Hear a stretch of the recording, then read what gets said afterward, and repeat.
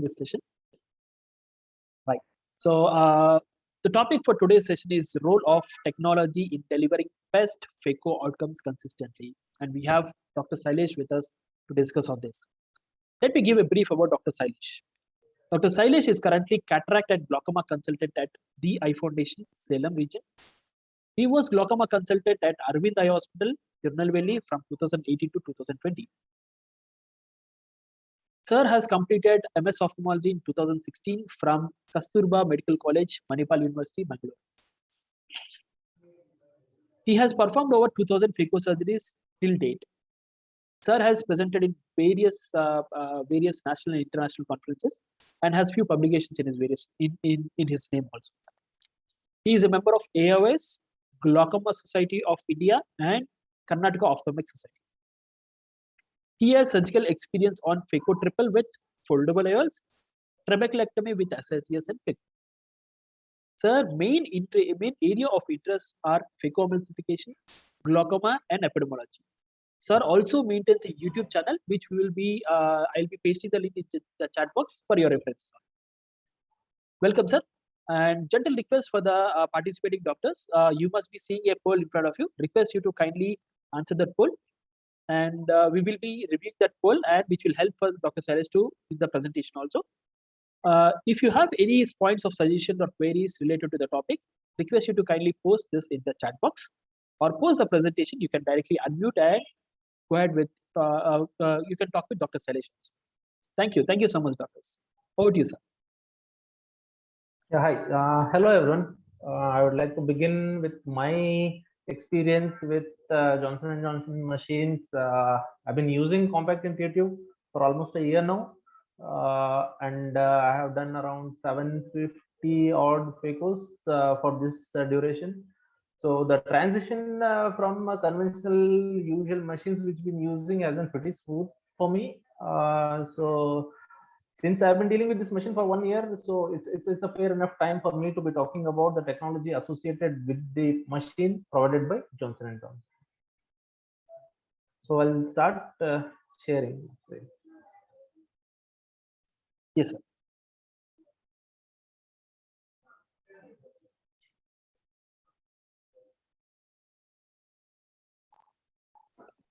At the outset, let's begin with a brief about the cataract surgery. It all began, as we all are aware, it all began in 5th century with the procedure known as couching, wherein the cataract was, just pushed behind the vitreous of the visual axis. And this went on for a really long time up until probably 18th century, wherein our very own Shrishruta, was first one to, have a documented evidence of an ECC, which went on for another century, wherein the concept of ICC stepped in. Once the ICC stepped in, it went on for a really long time.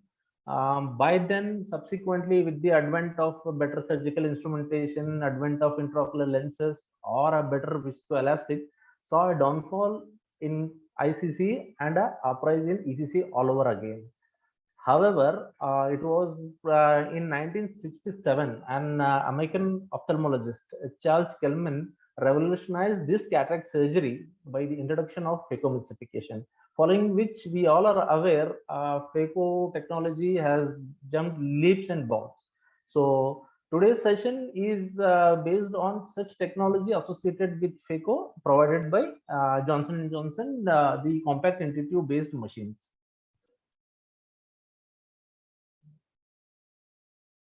So the session heading will be role of technology in delivering the best FACO outcomes consistently. So these are the various topics or the headings under which are the various technology that are available with Johnson & Johnson machine series. The first one is the power modulation. So to achieve a crystal clear cornea, the immediate post-op or the next post-op day and a clearer vision immediate post-op, the main determinant is the amount of power that is being delivered within the eye. So basically, the amount of energy delivered or the power delivered dictates the clarity of the cornea indirectly via the amount to which the corneal endothelium is disturbed. So to avoid all this, the things that are available at our disposal are appropriate use of viscoelastic, use of advanced chopping technique, or a use of a right power modulation. So this power modulation aspect of the various modalities available will be dealing with right now. We need power modulation so as to reduce chattering and turbulence. Power modulation is also associated with a lesser incidence of wound burn and a lesser wastage of power, that is appropriate delivery of power at times wherein it is actually required, which will ultimately help us in overcoming the complications, provide surgeon with a better controlled performance, which ultimately results in a crystal clear corneas. At the same time, it enhances the speed at which the emulsification can be performed, not compromising onto the safety aspect of the surgery. As we are all aware, the conventional modality that is available is a continuous mode wherein energy is delivered continuously, either in a ascending order, which is known as a linear mode, or a fixed amount of power will be delivered throughout the duration of the time you are in foot pedal 3, which is the panel mode, or other machines where it is known as a fixed mode. So once the pulse mode is set in, each pulse has got two phases, that is a on and a off phase. During the on phase is when the ultrasound energy will be delivered, the jackhammer effect, mainly the jackhammer effect, that will be emulsifying, thus resulting in heat generation. Off phase of a pulse mode is characterized by no energy being delivered, during which aspiration of the fragmented pieces will be taking up.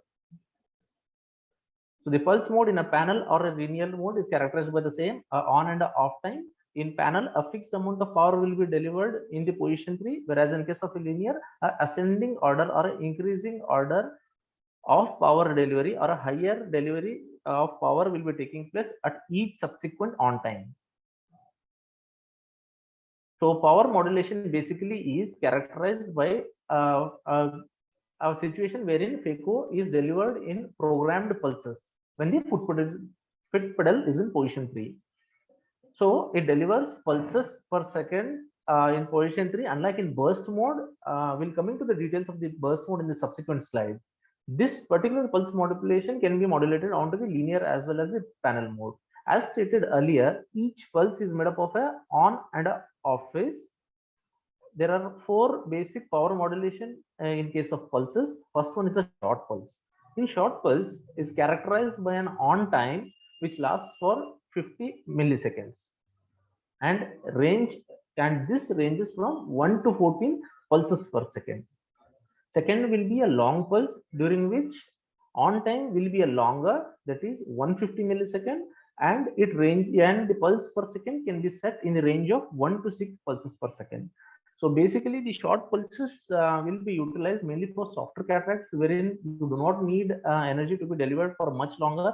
At the same time, in between off times are long enough so as to eat up the emulsified pieces already.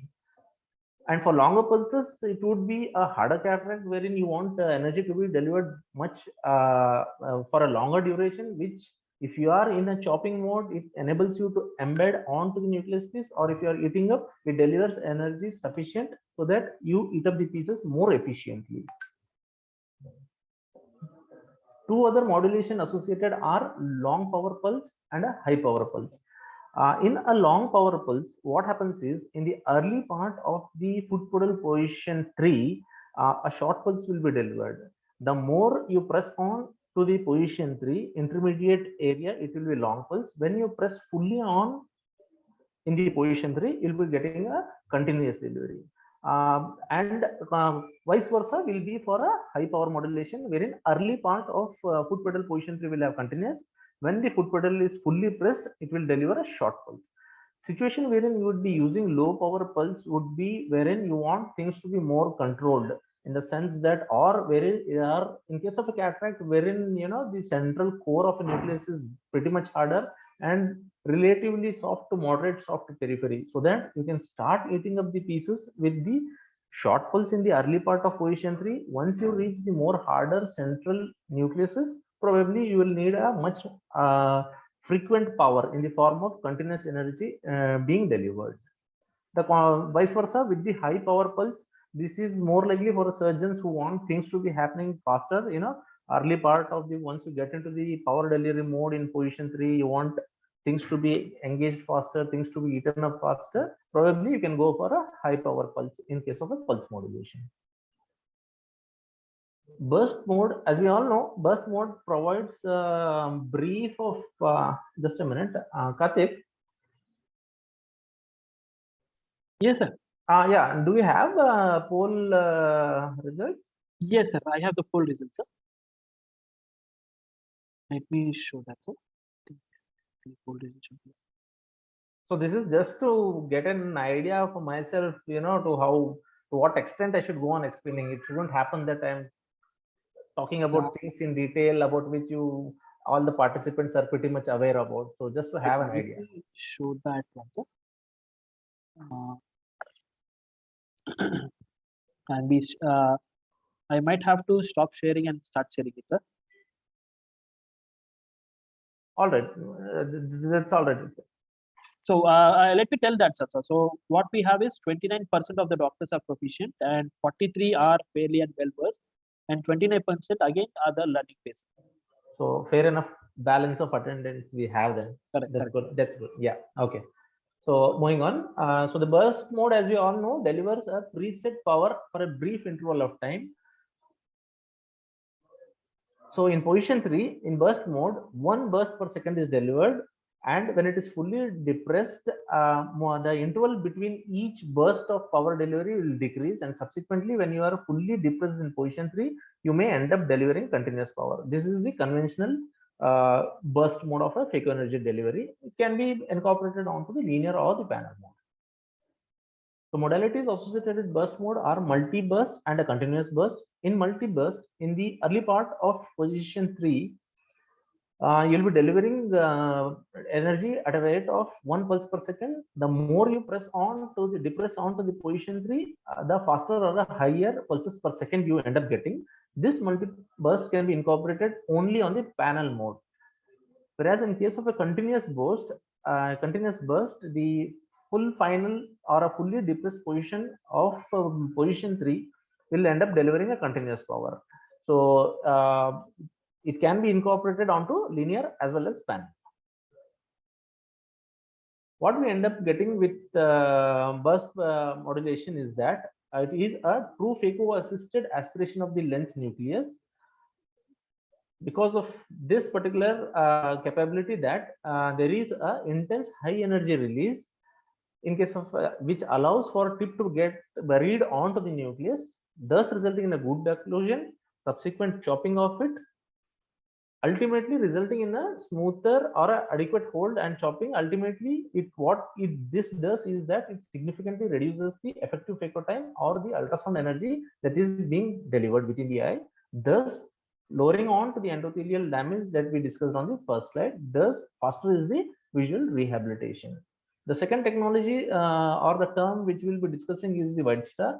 To know white star, we need to understand a term known as the duty cycle. Duty cycle refers to a ratio of phaco on time divided by phaco on plus off time, and this will be expressed in percentage. So duty cycle, as described, has got an on and off time. This on and off time of a duty cycle can be, we can alter it, we can change it. It can range from 2 millisecond to 30 millisecond. Hence, the term micro on and micro off is associated with this duty cycle. Let's look into an example wherein duty cycle is 6/12. That is, this is characterized by 6 milliseconds of on time followed by 12 milliseconds of an off time. As duty cycle is expressed in percentage, it will come up to 33%. What this means is that the duration for which you are in foot pedal position 3, only 33% of the time is when energy is actually delivered. If you look at the example of a duty cycle wherein it is 8/4, this is characterized by an on time of a longer on time of 8 millisecond and a shorter off time of 4 millisecond. When expressed in percentage, it is 67%. That is, the duration for which you are in position 3, only 67% of the time is when actual energy is delivered, though you are in foot position 3. The term true cold FICO is used for White Star because it is associated with a better power control enhancement and far less energy. How this happens with White Star, that it enhances the power control and uses far less energy, we'll be discussing in detail in the subsequent slide.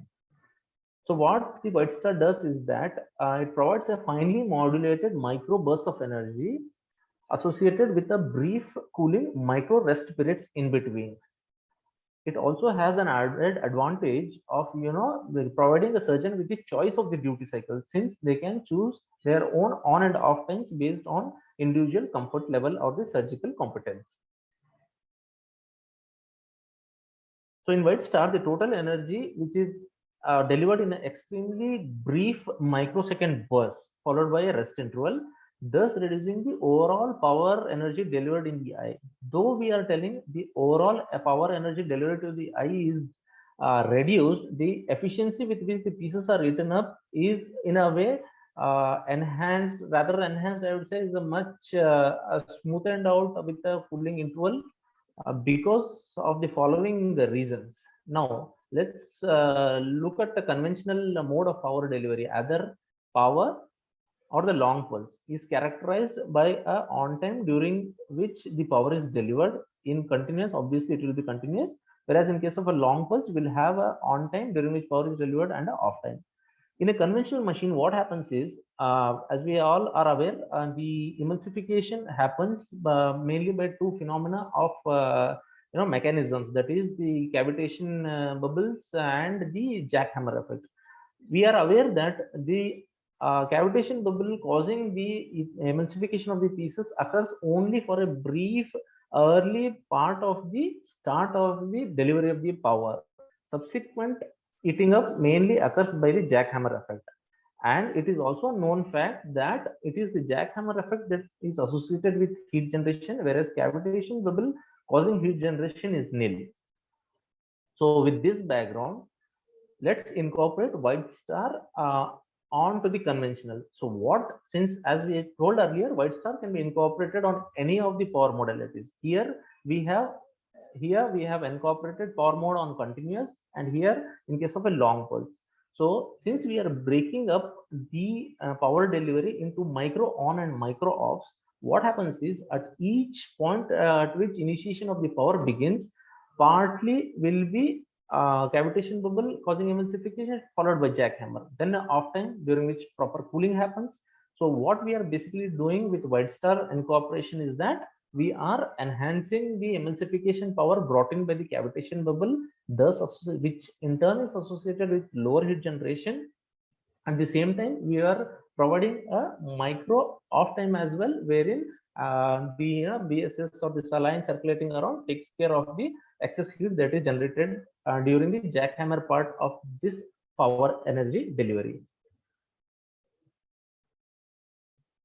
So this is a video showing the jackhammer effect and the cavitation energy taking up the pieces. As we can see, it is the cavitation bubbles that actually begins the eating up the earlier part of the pieces, followed by jackhammer taking in a big chunk of the nucleus. See the bubbles going in emulsifies the initial part, and this emulsification by the bubbles is associated with zero heat generation.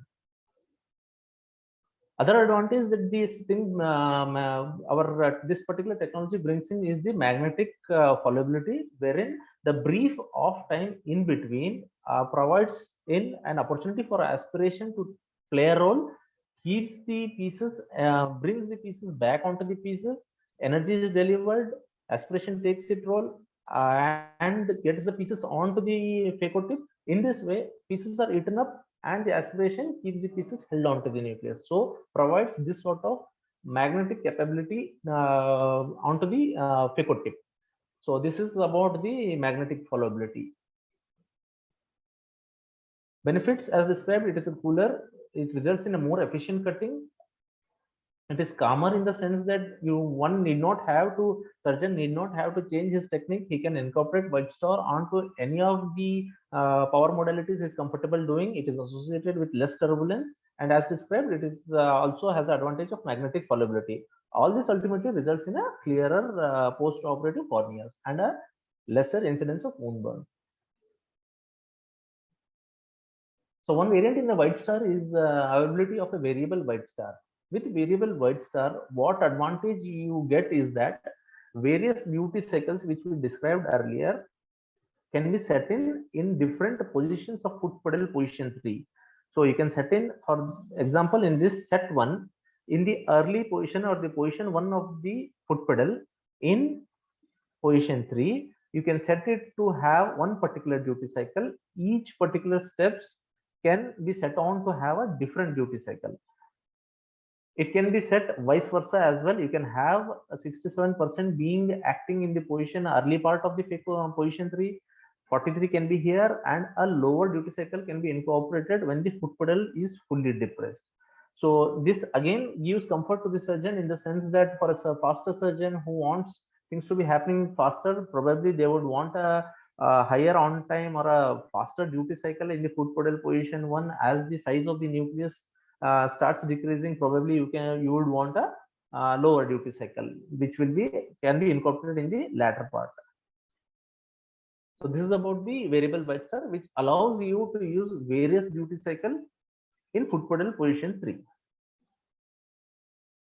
Coming to Ellipse FX technology, what this technology does is that it increases the efficiency with a smoother cutting capability.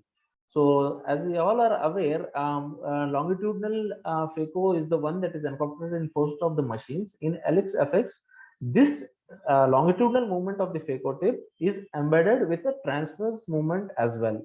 What this does is that this provides an elliptical pattern in which the phaco tip moves, thus resulting in a smoother and efficient cutting. So these longitudinal as well as transverse movements will be happening simultaneously, and it's not it's like you do not have an option to kind of not to have this transverse movement. So it's always on. Both longitudinal and transverse will be functioning all the time. Another advantage with Ellipse FX is that it can be incorporated upon all the range of phaco tips that are available with Johnson & Johnson, the angle tips or the straight tips. It can be incorporated onto any of the tips. As we all are aware, it is the longitudinal movement alone that is associated with the clogging. So incorporation of the transverse movement, there is a decreased incidence of clogging associated. If you look at the heat generation or the heat concentration that takes place in the phaco tip, in case of a phaco handpiece having a Ellipse FX technology, it has been observed that most of the heat is concentrated in the hub region, whereas the conventional machines or handpiece without a Ellipse FX, the heat is said to be concentrated at the shaft. So this is kind of has a damaging effect, as this will be the part of the phaco tip which will be at the our clear corneal tunnel or a wound, and thus is associated with a higher chances of corneal burn, which is less with Ellipse FX since heat is concentrated much away from the shaft. As a result of this, there is a significant lesser heat generation, has a better cutting efficiency, thus resulting in a clear cornea. One interesting and a highly useful technology would be occlusion mode. As we all are aware, conventional machines has got a fixed aspiration or a same aspiration and ultrasound energy that is being delivered, whether the tip is occluded or whether it is not. With occlusion mode, what we get is two different aspiration and ultrasound settings. One set of aspiration and ultrasound for pre-occlusion and one set for post-occlusion. So with this, what we get is dual setting in one mode, faster and a slower buildup of vacuum based on the surgeon's preference. We can enable occlusion mode to have you a faster buildup of vacuum or a slower buildup based on your preference. You can have a increased fallibility. It also helps regulating rise time. Rise time is the duration or the rate at which you want the vacuum to be built up. A faster surgeon would want a faster rise time, and a more surgeon with a more safer and a controlled environment would want for a lower rise time. Ultimately, this occlusion mode also helps in optimal usage of power modulation as well. We'll be looking into all these factors once we discuss the mechanism associated with the occlusion mode. This is the interface in the compact and the compact intuitive machine once you are trying to set on to the occlusion mode. So parameters associated with FICO will be aspiration, vacuum, and the power. In occlusion mode, before the occlusion has happened, there will, as stated earlier, there will be a pre-occlusion aspiration and a pre-occlusion power. Once the vacuum starts building up and it reaches a preset threshold vacuum, that is known as the threshold vacuum, as it reaches this and goes beyond it, we get two additional set of parameters, that is post-occlusion aspiration and a post-occlusion power. Let's look at it with an example. So supposedly the pre-occlusion aspiration and power is set to 30 and 40%. Once you hold on to the piece and vacuum starts rising and it reaches a preset threshold vacuum, for example, in this case it will be 100. So once the vacuum reaches 100 and goes beyond it, the pre-occlusion aspiration rate and power changes over to post-occlusion. So as in this example, as you can see, the pre-occlusion was much faster, much higher. To post-occlusion, we are slowing down things. So you can, this is the main advantage, wherein during emulsification or eating up of the pieces, you would get a more controlled atmosphere. You can use it vice versa as well, wherein pre-occlusion you can have a lower parameters, wherein you want things to be coming more slower in a more controlled manner. Once you get onto it, you can shift to post-occlusion being higher parameters, wherein you want things to be eaten up faster. So you can set upon the occlusion mode as and when your preference demands. So to conclude, flow rates will be pre-occlusion and post-occlusion as described earlier. Other terms will be maximum vacuum and the vacuum threshold. So threshold vacuum will be the vacuum beyond which it sets in. Another important point with respect to occlusion mode is once it crosses the vacuum threshold and the settings have come down to post-occlusion, these settings will remain in this as long as you are playing in the vacuum range of these two. Once the vacuum falls below the vacuum threshold, that is when you'll again get the pre-occlusion parameters back. So for this example, as long as you are playing in between the 100 and 400 mm of mercury of vacuum, you will get this post-occlusion parameters only.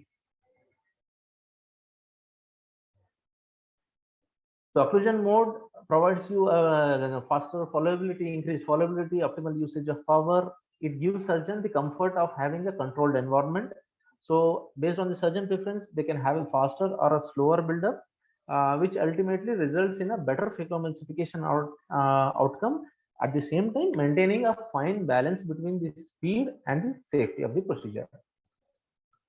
Coming to automatic occlusion sensing technology, as we all are aware, the followability and holdability provided by aspiration is provided by aspiration rate and vacuum. In an urge to enhance or step up the efficiency of a surgery, we may want to work on a higher aspiration on a vacuum levels. However, this is associated with a higher probability of post-occlusion surge.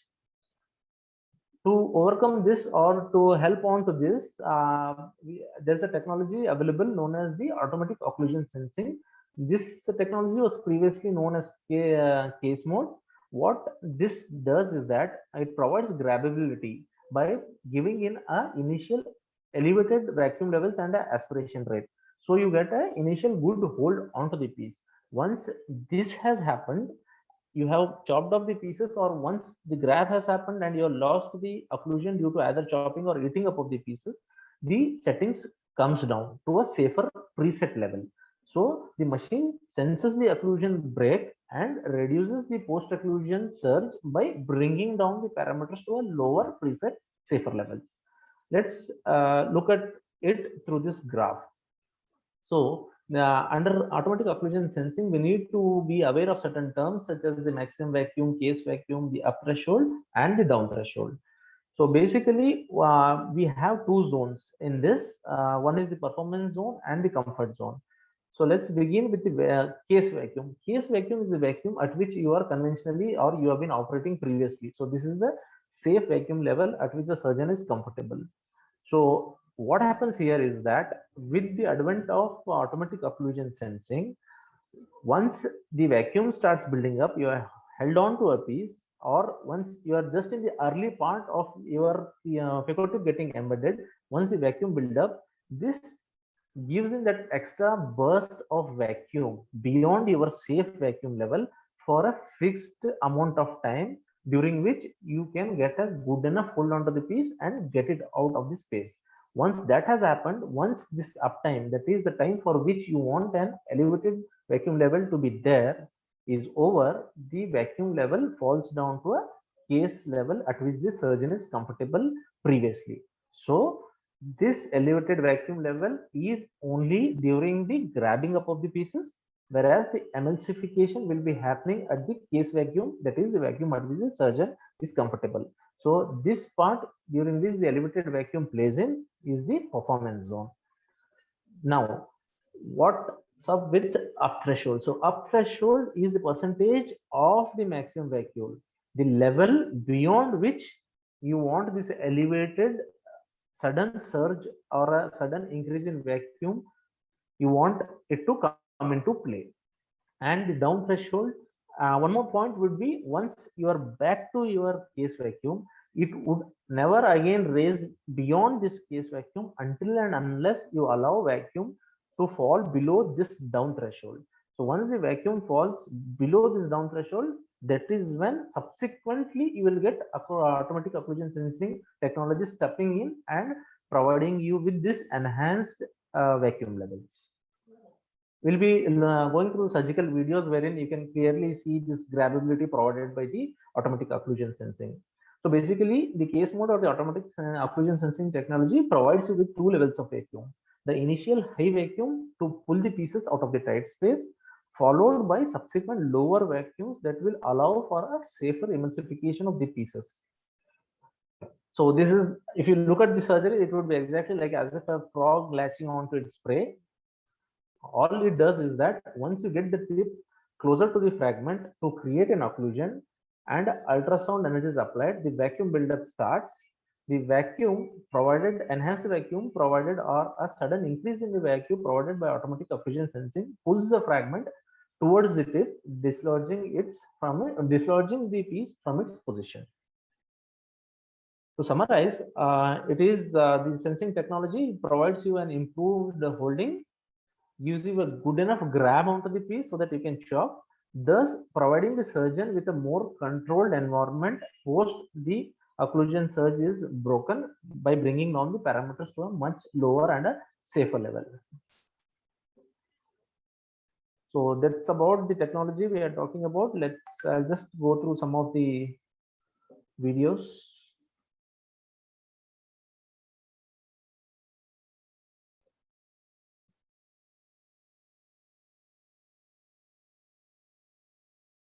So as you can see, this is a surgeon who is, maybe you would say, a surgeon not so proficient in the job. That might be the cause for these failed jobs. I would say, apart from the surgeon incompetence, maybe a technology in a machine which would allow, the phaco tip getting buried onto the pieces much faster may help the surgeon in a way, provide a safe environment wherein he can probably enhance onto the techniques he is finding it difficult to put onto. So these are the videos wherein there is the incapability of a surgeon to hold on to the pieces. This is way back during my early phaco days. So these are the situation, definitely I'm sure we all might have faced in the early part or learning phase of our phaco. Once you get to know to play around with the technologies that are available, plus you enhance your surgical capability, get to do more number of cases, I'm sure we all will end up getting a good amount of chops or eating up of pieces that we always want. See, once that is done with this technology, in the sense that it allows, especially the automatic occlusion sensing, as discussed, grabs onto the piece. See, it gets embedded into the pieces much faster. Once that is done, you chop. Once it is chopped, it is relatively it is relatively easier to get a hold onto the piece and keep chopping the subsequent deeper planes, especially in case of a harder cataracts. The phaco tip just won't leave. The vacuum, the gravity is enhanced in such a way that you will get a much better controlled chop. As we all are aware, such hard cataracts or deeper cataracts, we need to keep chopping at a deeper plane. At that particular point, we would want a good enough grip onto the piece which is held on to the phaco tip. So these are the various chops that will be enhanced once you are well versed with the surgery. At the same time, the technology backs you. So these set of videos will show you how efficiently the automatic occlusion sensing technology, the grabability provided by the automatic occlusion sensing technology helps you. You just need to go towards the piece, just rotate in, go towards the piece, given a power, it holds on, chop, bring it to the safe zone. Once you are eating up the pieces, the occlusion mode helps in big time, wherein you are eating up pieces, the aspiration rate and vacuum drops down to the safer level to which you are comfortable, and you can eat up each pieces, pretty efficiently. At the same time, it is faster as well. So once you are well versed, it just makes your life so much simpler. Just go in, catch hold, chop, grab onto it, get it to the center, eat it off.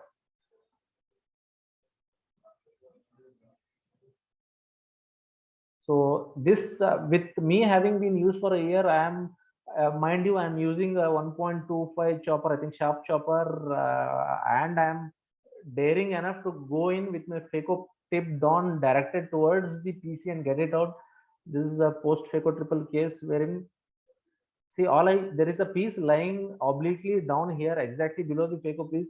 All I do is just take in my phaco probe, get it occlude in the sense physically occlude onto the piece, given a power, piece just comes up. You can see the same again now, a piece lying obliquely. I'll just go in, catch it, get it out, hold it, chop. I'm confident aware enough in the sense that though there is empty PC behind, hardly any epinucleus, I still go in with my chopper beyond that, probably at the plane of the rexus, and just chop it off.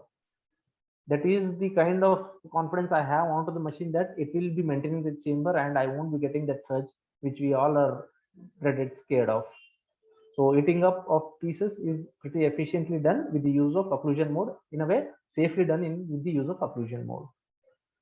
The same thing with the relatively harder cataracts as well. Once you get in a good grab with occlusion sense, you just grab it, get it to the center, hit it off. Occlusion mode, in this situation, there is an empty bag here. There is a large enough chunk of nucleus lying around. Just a second. So large enough chunk of pieces lying around here. The occlusion mode at this point allows you to eat up these pieces safely, whereas the parameters have come down to safe enough levels so as to prevent PC from coming up or prevent this particular piece behind from running around because of the higher parameters that are set in. So even in case of an empty bag like this, if you're confident enough using the automatic occlusion sensing, the grabbability is so good, you do not need to have to take your phaco tip underneath the plane of the iris. Even if it is hidden behind the iris, you need to take the phaco tip closer, let the aspiration do the work, grab it, get it towards the center, hit it off. Even the epinucleus plate, phaco tip directed towards the PC, the grabbability is good, well controlled, the pieces will come up and you end up eating. Maybe you have a longer OT list, you want things to be done faster.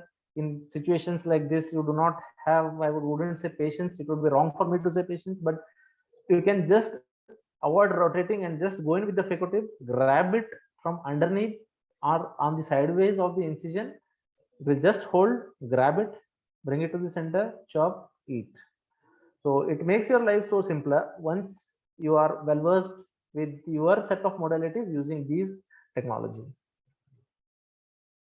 Same thing applies for a faster cataract. I'm just fast forwarding it. Situation like this, empty bag, harder pieces, still you can chop.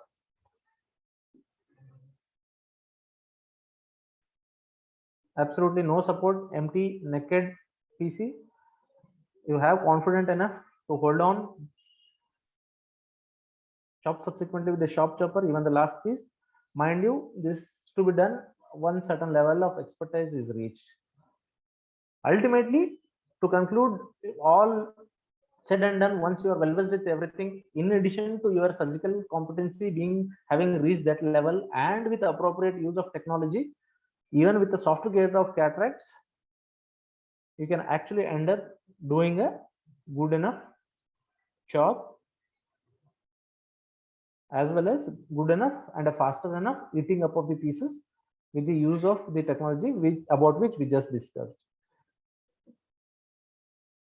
You may even end up trying aspirating a cortex in toto completely with the phaco tip itself, which I did and was successfully able to do in this particular case. So this is the comfort that the technology which we just discussed sets in.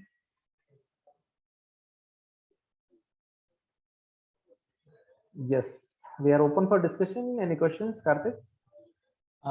Yes, sir. So you can close this one and then you can stop sharing so that the surgeons can see you. Yes. Thank you so much, Dr. Sailesh, for the wonderful presentation and the videos.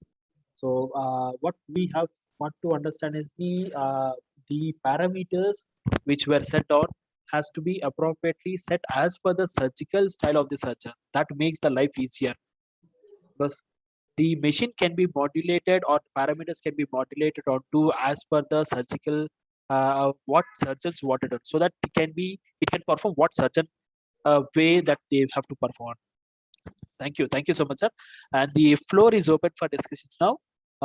Request doctors who to kindly unmute and go ahead with your questions, please. Sailesh will be answering for those also.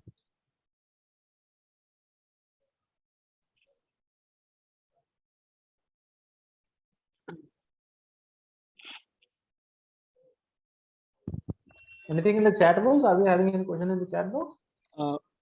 Currently, we don't have any in the chat box, sir. Let me see now. Sir. Nothing in the chat box, sir. So, in the meantime, sir, I just want to ask on this point. Like when we have a hard cataract somewhere between NS4 to NS3 to NS4 or more than NS4, and the lens thickness is little larger, right? So, a larger lens thickness. How do we manage them? I usually go about having a groove, getting a groove done, a groove which is wide enough so that your sleeve won't get stuck. Maybe a width of the groove would be, I would say, for a really harder cataract, I would go for a 3 phaco tip width apart.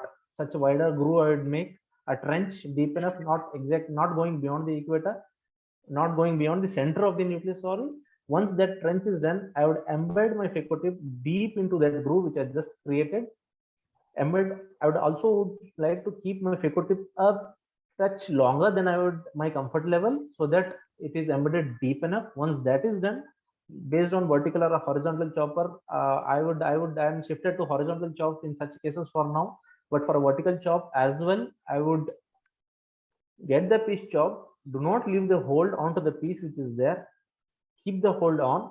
Just keep chopping, going to the deeper plane in each subsequent chop. Keep chopping at a deeper level as long as the bag allows you. Okay. Thank you so much, sir. Request surgeons to go ahead with your questions, please. The floor is open for discussion now. You can unmute and you can ask the questions. We have a question by Dr. Anand. Maybe can Dr. Anand unmute and go ahead with the question, please?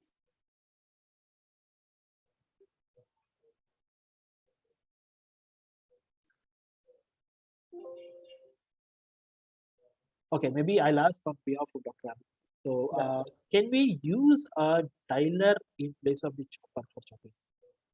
Yes, there are. It's purely as far as chopping is concerned. With the dialer, we can, but mainly determined by the surgical proficiency. I feel it's not that not all grades of cataract can be done, and not everyone can do it. If the surgical proficiency allows it, definitely you can do, but not for all grades of cataract. Right, right. Thank you. But Thank it you is so much. possible. It is possible. Okay. Thank you. Maybe specifically for a horizontal chop, something like that. Horizontal chop, as I told, definitely surgical proficiency plays in a role. In an experienced hand, yeah, it is possible. But for horizontal chop, you would want a longer chopper, in the sense that you would want to go all the way and want to engage the nucleus onto the equator. So not so safe in a naive hand, but possible. Thank you. Thank you so much, sir. Request surgeons to kindly unmute and guide with your questions. Any suggestions, points to discuss, or related to video topics? So It will be I would want anyone to comment any particular point they have with respect to the videos, my surgical steps of my videos, which they saw, which they feel could have been done better. Maybe we can take ahead the discussion that way as well. It's open for discussion that way as well. So please kindly, anyone, any points?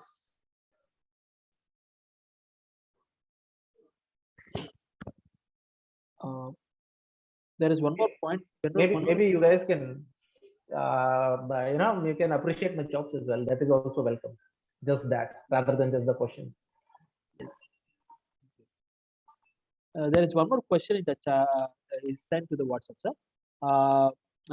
When it comes to the soft cataracts, sir, would you prefer what kind of chopping would you prefer, sir? Horizontal chopping or vertical chopping? Would you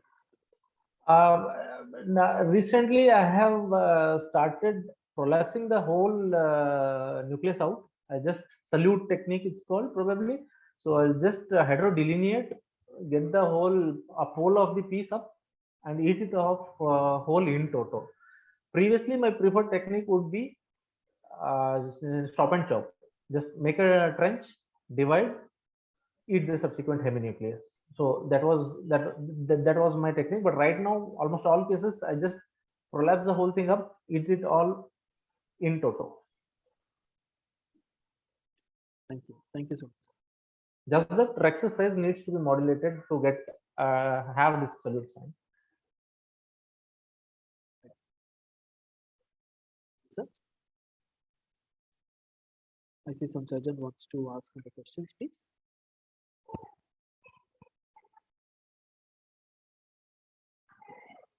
We still have about 5 more minutes to go on. Maybe surgeons can. Any doctor wants to ask one, please?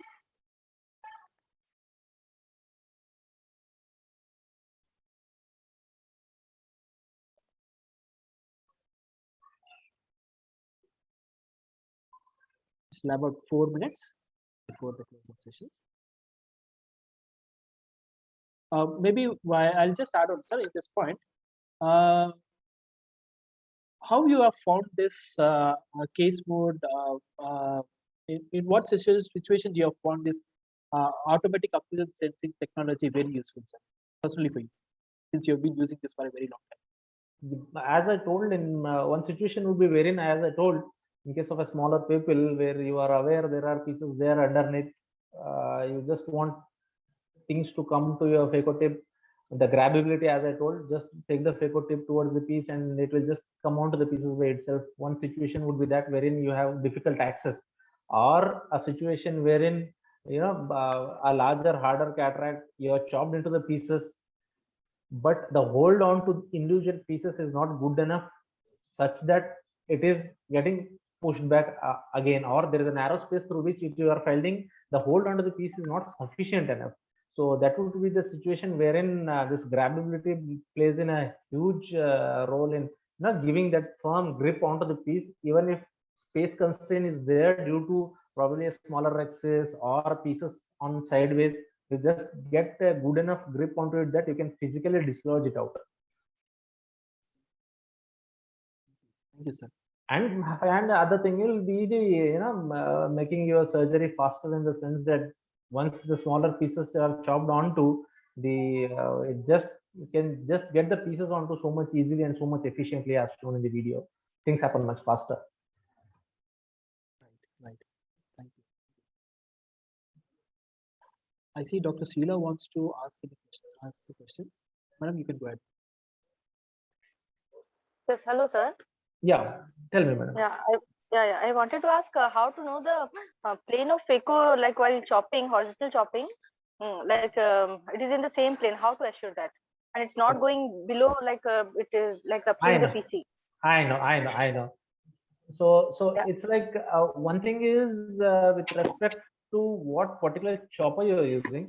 Preferably, I would want a blunt or a ball tip chopper.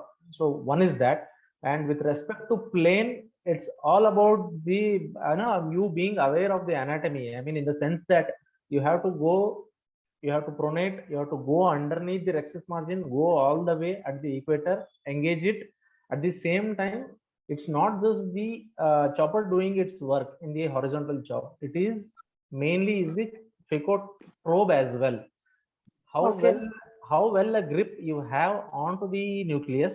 That is one thing. Second is you go all the way onto the equator with the chopper.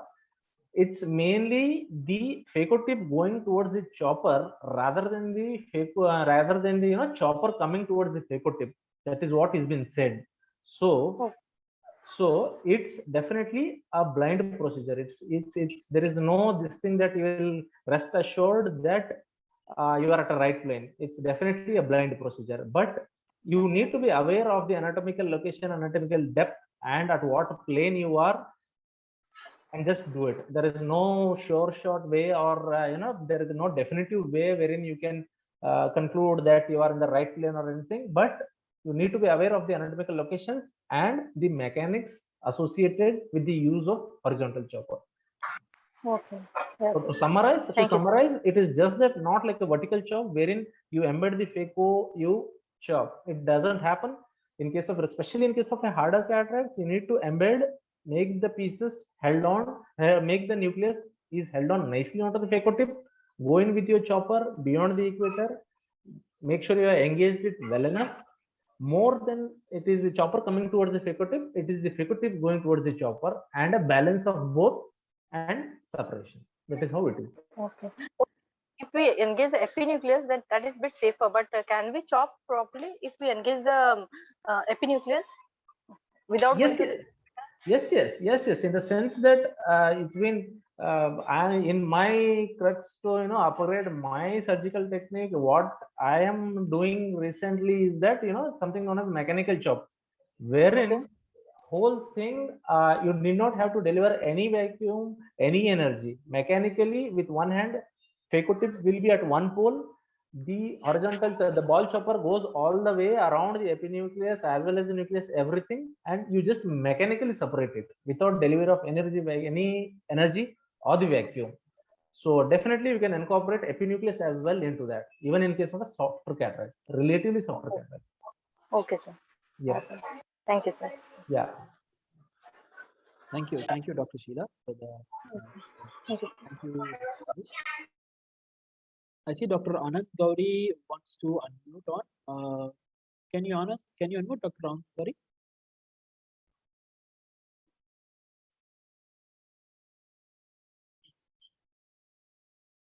Please go ahead, doctor. Please go ahead, doctor. Dr. Anand Gauri, please go ahead. You can unmute.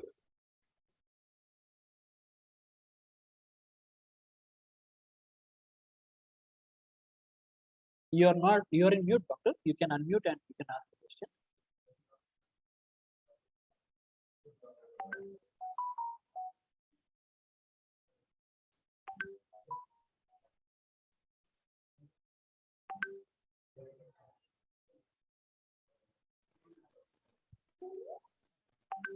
Hello, can you listen now? Yes, Yes, yes, yes, please please. go ahead. So, what is the chance of damaging the capsular axis if we use the sharp chopper? Definite chances are there, no doubt about that. I think probably everyone will have a situation wherein that happens. You just need to be aware of where your rexus margin is. That is the only way, and make sure once you are chopping, there are no loose particle pieces hanging around which will obscure your visibility. Maybe that will also kind of add towards that particular incidence been happening. So good view and being aware of where your rexus location is definitely does help. But yeah, probability of that happening is high, and I'm sure almost every one of us might have had at certain point. Thank you. Thank you so much. Thank you, Dr. Anand. We still have 1 or 2 minutes to close the session. So, any more questions? We can take few more questions on. Joy Guru Pai, ठीक है फिर देखो। हाँ जी।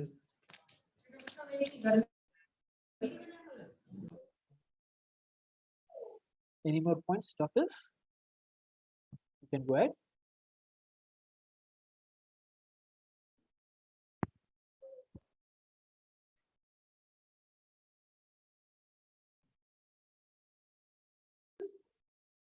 I see some more doctors wants to understand. Yeah, sir.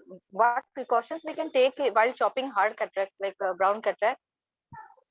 That's Any all. Yeah. Yeah. So hard cataract to begin with, I started my hard cataract with the most safer, in the sense that technique that is there, that is to divide and conquer.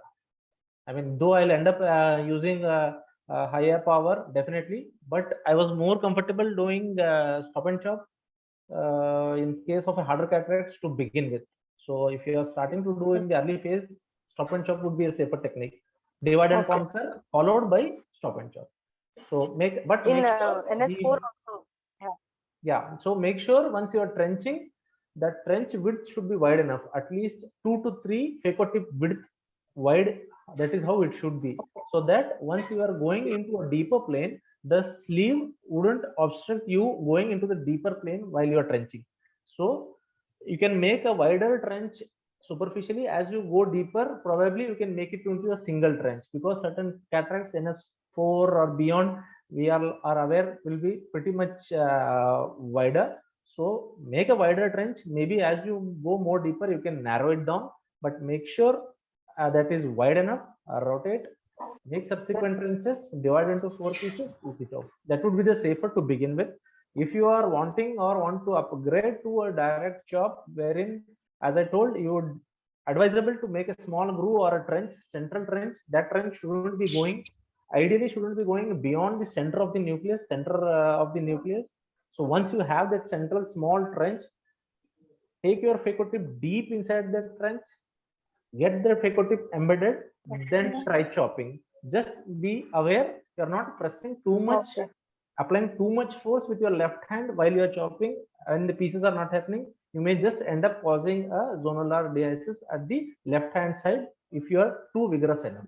Make sure you have got a good enough grip, and make sure pieces are getting separating when you are actually applying the force on to cause a lateral separation. Okay, sir. Thank you, sir. Yeah. Thank you, Dr. Shiva. Thank you, sir.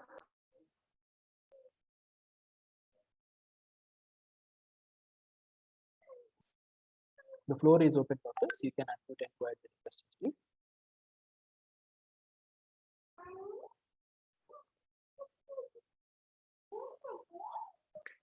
So I have a question, sir. What, according to you, are the characteristics a surgeon look into when they are purchasing a phaco machine? Like what is the when going to make a purchase decision, sir, what are the characteristics that somebody has to look after? You mean you're talking about the private setup? Yeah, when a surgeon is wanting to purchase a phaco machine, what characteristics they have to look after? For me, two main things ideally. I mean, since you are beginning setup, probably your space that is available for you with respect to OT will be smaller. You will be playing in a smaller zone. So I'd want a machine that is compact enough. In the early part of a private practice, probably you will be freelancing or moving around. So I'd want a machine that is portable. That will be one thing. And probably the other thing is the cost factor, wherein the use of consumables are reusable. So these are the main two factors, and luckily for us here, we do have a machine wherein we have a reusable tubings here. That does help in the maintaining the cost aspect of it, especially in the early part of the our private practice or career. That would be the two main things. And apart from that, obviously the machine parameters helping out in the surgery and the safety and the the surge parameters that is being controlled by the machine in addition to that. Right, sir.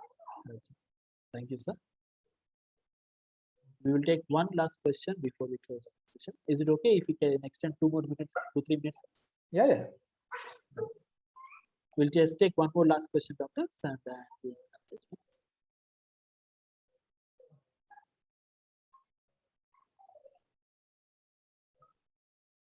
Beyond this discussion, I would like to say, if at all anything is there you want to put up or any discussion you want to have, I'm available on my YouTube channel by the same name, by my name. So if at all any suggestions, any recommendations, anything, please feel free to contact me there. I'll be available.